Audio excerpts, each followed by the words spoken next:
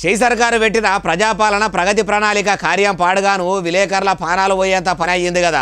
అగో ఇప్పుడు కాంగ్రెస్ సర్కారు పెట్టిన ప్రజాపాలన పేరంటంతో పత్రికా విలేకరులకు అంత తిప్పలు ఏమొచ్చిందే, ఇంతకు ఏమైందే బాలన్న అంటారా?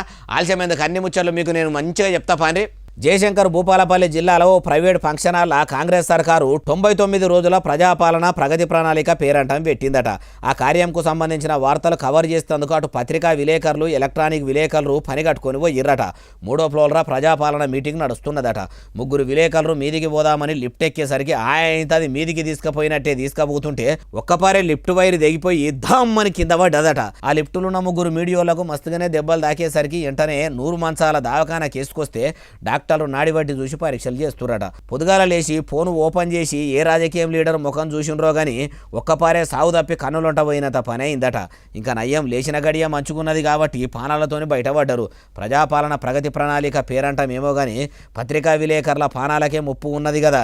ఇంకిపెళ్లి సుబ్బిసావి కొచ్చుడంటే ఇదేనేమో అనిపిస్తలేదు. అంత పెద్ద మీటింగ్ పెట్టినను మరి లిఫ్టులు ఎట్లా పని చేస్తున్నాయి, ఆ బంగ్లా మెయింటెనెన్స్ మంచిగానే ఉన్నదా అని చెకింగ్లు చేసుకోవద్దా?